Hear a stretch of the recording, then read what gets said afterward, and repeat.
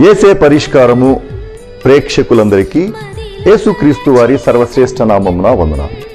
ప్రభువునందు ప్రియా దేవుని బిడ్డలారా, నేటి దినము దైవజనులు డాక్టర్ బిషప్ కారుపాటి శ్యాంసాగర్ గారి ద్వారా గాడ్ ఆఫ్ ద బైబుల్ అనే అంశాన్ని గూర్చి మనము ధ్యానం చేసుకుందాము.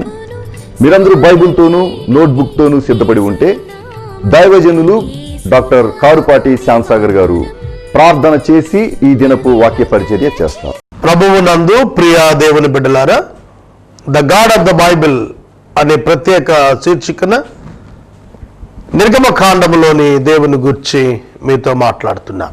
ప్రార్థన. మమ్మలను మిక్కిలిగా ప్రేమిస్తున్న మా ప్రియ తండ్రి, మీకు వందనాలు, స్తోత్రాలు చెల్లిస్తున్నాము.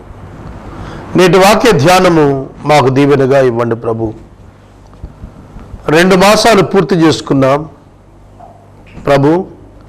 ఎపిసోడ్ సహకారులను, ఆర్థిక సహకారులను అవసరం మేరకు అనుగ్రహించమని అడుగుతున్నాం ప్రభు. మీ చేతులకు మమ్మలను సమర్పించుకుంటున్నాం. నేటి వాక్య ధ్యానం మా ప్రేక్షకులకు దీవెనగా ఇవ్వండి.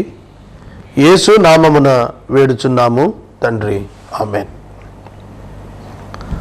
ప్రియమైన దేవుని బిడ్డలారా, నిర్గమకాండములో దేవుడు మోషే జీవితాన్ని మలిచిన విధానం మీతో చెప్పాలనుకుంటున్నాను ఇవాళ. God in the life of Moses, God in the life of Moses, likewise in your life also God has his own plan. మీ జీవితంలో, నా జీవితంలో కూడా మోషే జీవితంలో దేవుడు కలుగున్నట్టుగానే ప్రణాళిక కలిగిన వాడు. మనకు ఇది అర్థమవుతుంది. మోషే 120 ఏళ్ళు బతికాడు. మోషే జీవితం 3 భాగాలు, 3 40లు 120. మొదటి 40 మిద్యానులో ఫరో కోటలో రాజకుమారుని యొక్క స్టేటస్లో. ఆలోచించండి. సెకండ్ 40 years మిద్యానులో ఇత్రో అను తన మామగారి యొక్క మందను 40 ఏళ్ళు ఒక సేవకునిగా మేపుట. థర్డ్ 40 years దైవజనుడిగా ఇజ్రాయేలీయులను అరణ్యములో నడిపించుట. ఈ 3 భిన్నమైనటువంటి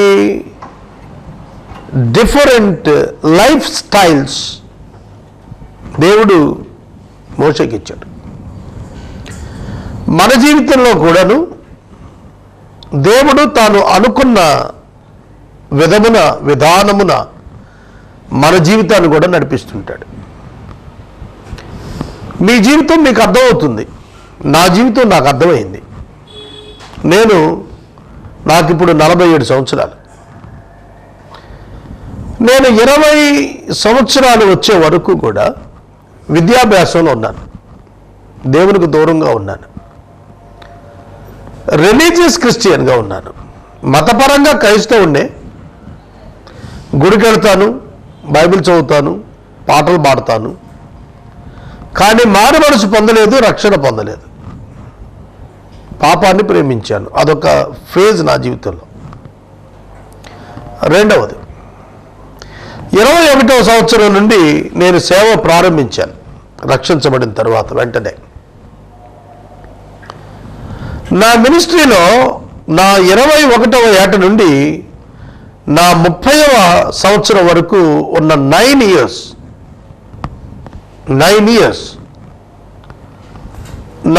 నాకు దేవుడు వివిధ రకాల అనుభవాలు అనుగ్రహించాడు. ఆ తర్వాత 16 సంవత్సరాలుగా నేను టీవీల్లో వాక్యం చెబుతున్నాను.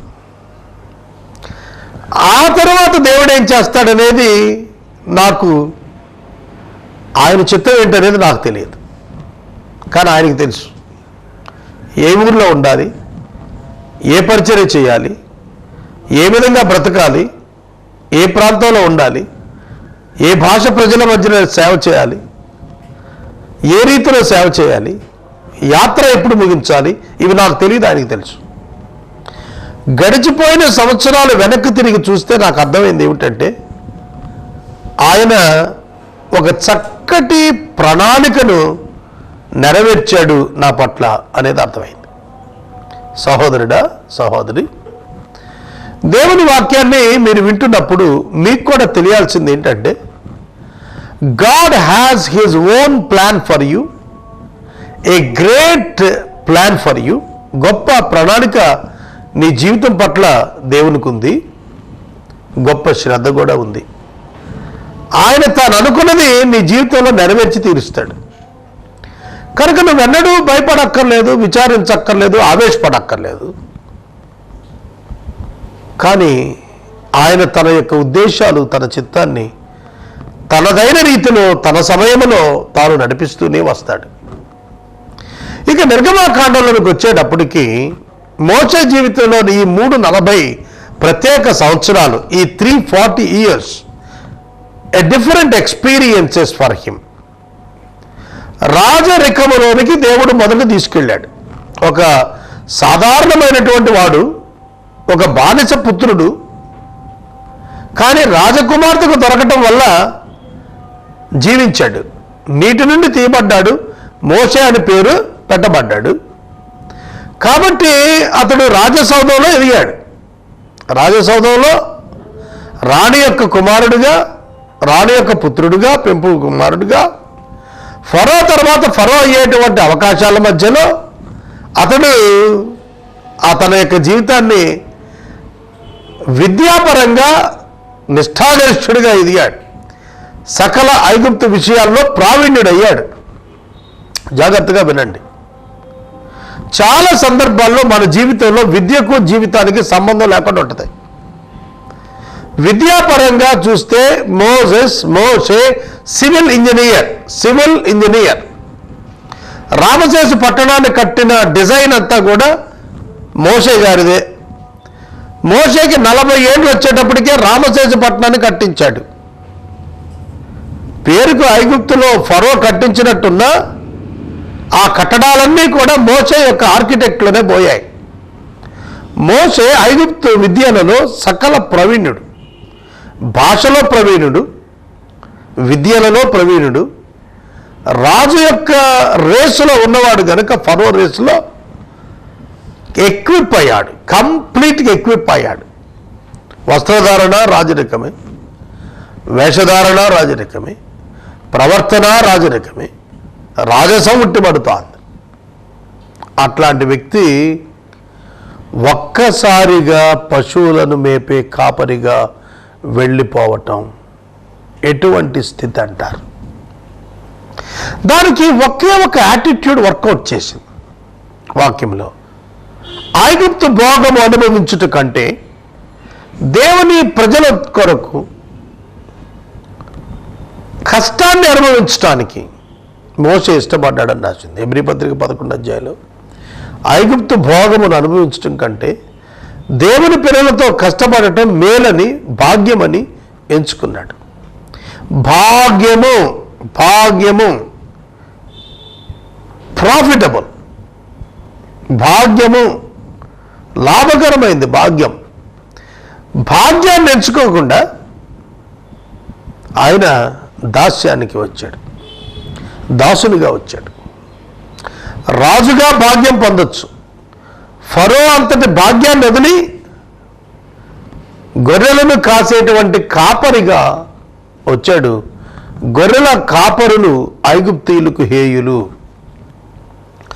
యోసేపు తన అన్నలతో చెప్పాడు, ఐగుప్తీయులకు గొర్రెల కాపరులు హేయులు కనుక మేము కాపర్లము అని చెప్పొద్దు అని మరీ హెచ్చరిక చేశాడు. ఏ ఫరో సింహాసనం మోషే ఎక్కాల్సిందో ఆ సింహాసనం మీద ఉన్నవాడు గొర్రెల కాపరులు తృణీకరించాల్సిందో ఆ తృణీకరించినటువంటి పదవిని తను 40 సంవత్సరాలు కొనసాగించాల్సి వచ్చింది.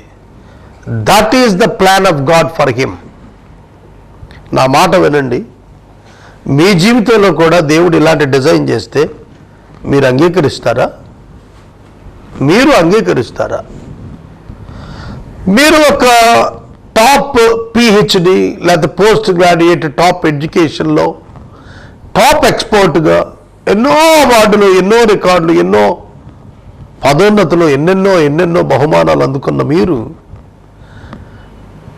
ఆ 100% నుంచి 0%కి రమ్మంటే వస్తారా? ఈజ్ ఇట్ పాసిబుల్ ఫర్ అస్?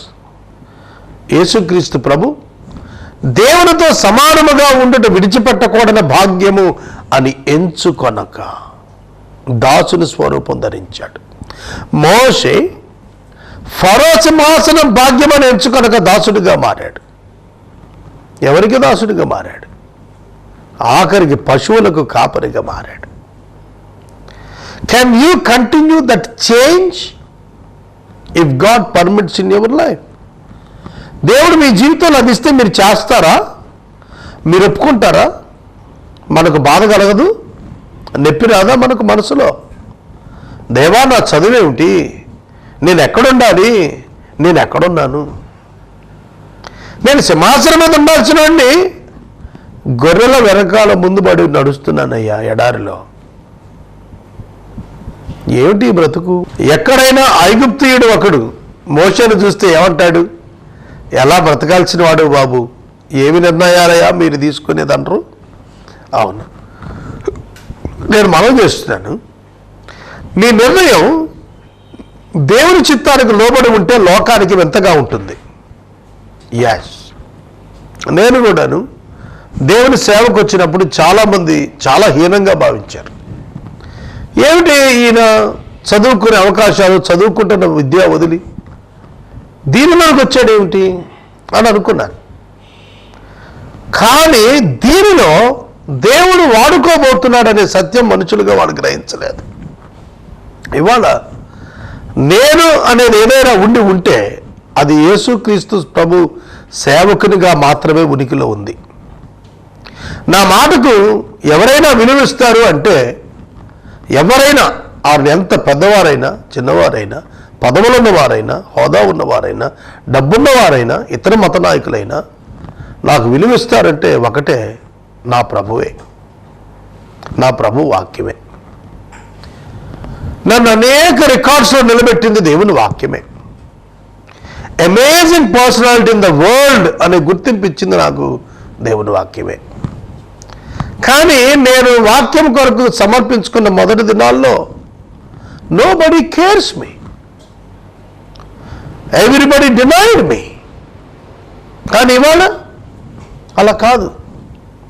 మోషే చనిపోయి 3400 సంవత్సరాలు, 3300 సంవత్సరాలు, ఇప్పటికీ మోషే పేరు ఖండాంతరాలుగా పెట్టుకుంటున్నారు. మోషే పేరు లేని గ్రామం ఉండదండి. మోజెస్ అనే పేరు లేకుండా హిందూ దేశమైన భారతదేశంలో కూడా గ్రామాలు ఉండవంటే మీరు అర్థం చేసుకోవచ్చు. అంత పాపులర్ నేమ్ అయింది. ఎందుకైందో తెలుసా? కారణం ఒకటే, ఫరో అయ్యేటువంటి భాగ్యాన్ని వదిలి దేవుని ప్రజలతో నిందపడటానికి, శ్రమ పడటానికి, బాధపడటానికి వచ్చాడు. ఫరో రాజకుమార్తెలను వివాహం చేసుకొని ఫరో స్థానంలో ఉండి, పరిపాలనలో ఉండి చరిత్రలో కలిసిపోవలసిన వాడు. కానీ భిన్నమైనటువంటి దానికి దేవుడు అతన్ని తీసుకొని వచ్చి అతన్ని ప్రజల హృదయాల్లో నిలిచిపోయేట్టుగా చేశాడు. మోషే గారి పేరు పెట్టుకునే వాళ్ళు కూడా డైనమిక్గా ఉంటుంది చూశాను నేను. మోషే పేరు పెట్టుకున్నాక వాళ్ళకు ఒక స్ఫూర్తి, నేను కూడా మోషే నాయకుని కావాలి అని. నేచురల్గా దేవుని వాక్యంతో గడిపే బిడ్డలే మోషే పేరులో కనపడుతుంటారు. నేను మనవి చేస్తున్నాను, మిద్యానులో పశువులు, గొర్రెలు కాస్తూ 40 ఏండ్లు దేవుని ప్రణాళిక అదని తెలుసుకున్నప్పుడు ఓపికగా ఉన్నాడు. 40 long years can you be silent? నువ్వు మామూలుగా ఉంటావా? నేనైతే ఉండలేనేమో. ప్రియ సహోదరుడు, దేవుడు మోషేకు ఆ సాత్వికము ఆ మిద్యానులోనే నేర్పాడు. మోషే యొక్క అసలు జీవిత పరమార్థం ప్రారంభమైంది after 80 years of his life. మోషే యొక్క నిజమైనటువంటి పరిచర్య ప్రారంభమైంది ఎక్కడ? 80 నుండి 120వ సంవత్సరం మధ్య. మనకు రిటైర్మెంట్ అయ్యి 20 ఏళ్ళు అవుద్ది. అప్పటికి మనకు 60 సంవత్సరాలు కదా రిటైర్మెంట్. రిటైర్మెంట్ తర్వాత 20 ఏళ్ళు కంటే 80 ఏళ్ళకి మనదైతే ఆయుష్ అయిపోద్ది. మోసే చెప్పాడు 90వ సంకీర్తనలో, అధిక బలం ఉంటే 80, అధిక బలం లేకపోతే 70. మోసే 80 వచ్చేసినాయి, మిగతా 120లో 40 ఎక్స్టెండెడ్ వారంటీ అంటారు చూశారు, అదనమాట. మనం కారు కొన్నప్పుడు 3 సంవత్సరాలు వారంటీ ఇస్తాడు, ఆ తర్వాత ఎక్స్టెండెడ్ వారంటీ అనేది 4వ సంవత్సరానికి ఇస్తాడు. 80 ఏళ్ళకి లైఫ్ అయిపోవాలి మోసేది, కానీ 120 ఏళ్ళకు దేవుడు పెంచాడు. ఆ 40 ఏళ్ళు తను వాడుకున్నాడు. అంటే దేవుడు వాడుకున్నది మోసే జీవితంలో ఎక్స్టెండెడ్ పీరియడ్ వాడుకున్నాడు. అతని పరిచర్య అక్కడే ప్రారంభమైంది. మీ జీవితంలో, నా జీవితంలో మనం ఏమనుకుంటాం? ముసలాళ్ళం అయితే మనం ఎందుకు పనికిరాం అనుకుంటాం. మనం ముసలాళ్ళం అయినాక గాడ్స్ మిషన్ ప్రారంభం అవ్వాలని ఆయన ప్లాన్ చేస్తే దాన్ని తప్పించగలిగిన వాడు ఎవడని ఉంటాడా? కనుక దేవుడికి ముసలితనం యవనతనం అనే డిఫరెన్స్ ఏ ఉండదు దేవుడు వాడుకునేప్పుడు. ముసలివాడైపోయినటువంటి మోషేని 80 ఏళ్ళప్పుడు పిలుచుకున్నాడు, 120 ఏళ్ళ వరకు వాడాడు, కాలు సత్తువ తగ్గలేదన్నాడు. నేను అనుకుంటాను జుట్టు మెరిసి ఉండదు 80 ఏళ్ళకి. నాకు 25 ఏళ్ళకి జుట్టు మెరిసిపోయింది, రంగు వేసుకుంటాను. అర్థమవుతుందా?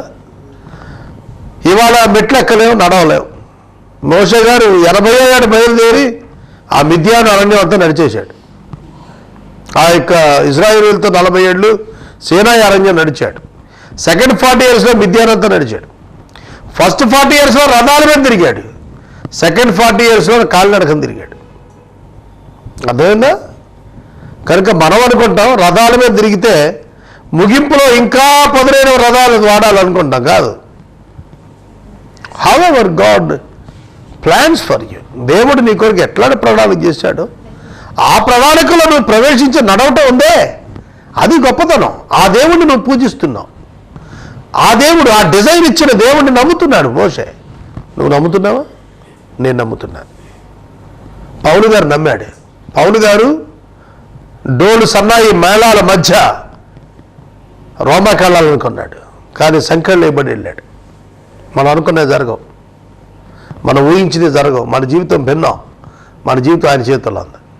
ఆయన డిజైన్ చేస్తాడు, ఆయన రన్ చేస్తాడు, ఆయన డ్రైవ్ చేస్తాడు, ఆయన బ్రేక్ చేస్తాడు, ఆయన కంటిన్యూ చేస్తాడు, ఆయన రిపేర్ చేస్తాడు. అర్థమవుతుందా? కనుక the God in the life of Moses easily identified.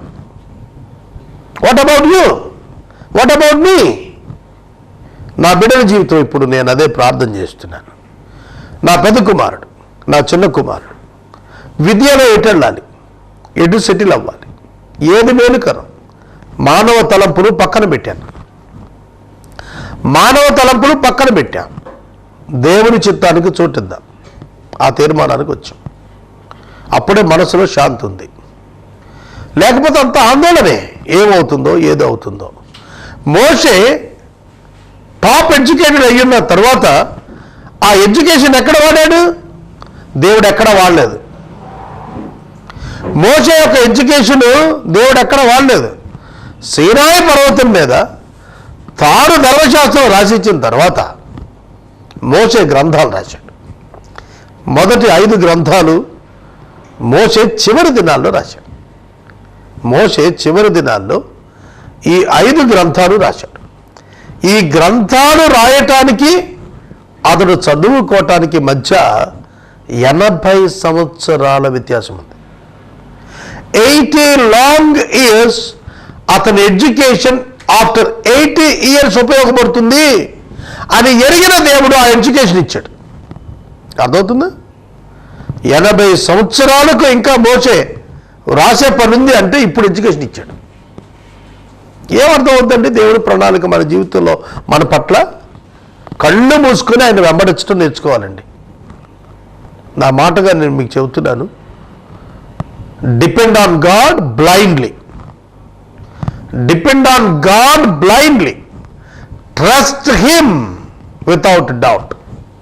అనుమానం లేకుండా ఆయన ఫాలో అయిపోవాలి.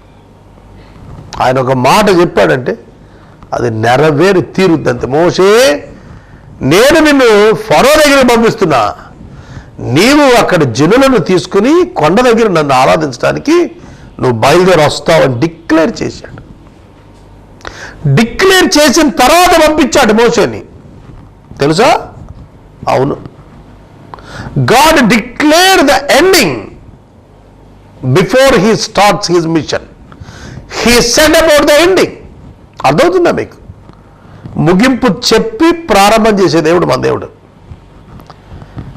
నేను ఎప్పుడు అనుకుంటాను, నా భవిష్యత్తు ఎట్లుంటుందో నాకు తెలియదు. ఆరోగ్యం ఉంటుందో అనారోగ్యం ఉంటుందో ఎట్లుంటాయి పరిస్థితులు. ఇప్పుడు నేను వాక్యం టీవీలో చెబుతున్నాను, రేపు నేను చెప్పనిస్తారు లేదో, నేను ఏ విధంగా అవుతాను.